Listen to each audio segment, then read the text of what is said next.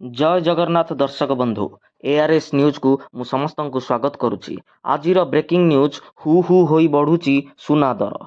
सुना दर वर्तमान आकाश छुआ। आमेरिकीय शुक्ल वृद्धि जोगु सुना एवं रूपार चमक लगातार भाव वृद्धि पाउची। आज लगातार द्वितीय दिन पर यार मूल्य वृद्धि पाई। सुना विषय कहवाकू गले गोटे दिन स्थिर रहिबा परे आज यार मूल्य लगातार द्वितीय दिन पर वृद्धि पाई। गहना किनिबा पूर्वरु नजर पकांतु केउ सहर रे केते रहिची सुना दर। जदि आपण सुना किनिबाकू चाहुचंती ताले प्रथमे जानि नियंतु आजिर सुना दर केते रहिछि। आज भारतीय बजार में 24 क्यारेट सुना दर 1,47,280 टंका रही। 22 क्यारेट सुना दर 1,35,000 टंका रही। सेहीपरि ओडिशार राजधानी भुवनेश्वर में 24 क्यारेट सुना दर 10 ग्राम पिछा 1,47,280 टंका रही बेले 22 क्यारेट सुनार मूल्य 1,35,000 टंका को पहुंची।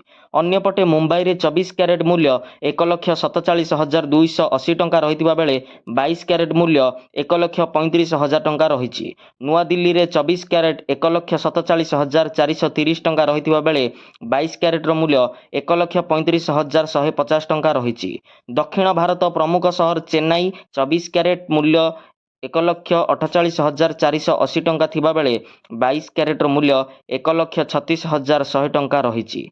पूर्व भारतर प्रमुख सहर कोलकाता यथाक्रमे 1,47,280 टंका और 1,35,000 टंका रही। अन्यपटे रूपा मूल्य मध्य 3,30,000 टंका होइछि केजी पिछा। केमिति जानिबे सुनार शुद्धता। जदि आपण सुनार शुद्धता जांच करने को चाहूँगी तेबे BIS केयर ऐप को डाउनलोड करंतु। सेथिरे आपण सुनार शुद्धता जानि पारिबे। सुनार लाइसेंस नंबर हॉलमार्क किंबा पंजीकरण संख्या भूल थिले आपण सीधा सड़क सरकारक निकट रे अभियोग करि पारिबे। Thank you for watching. जय जगन्नाथ।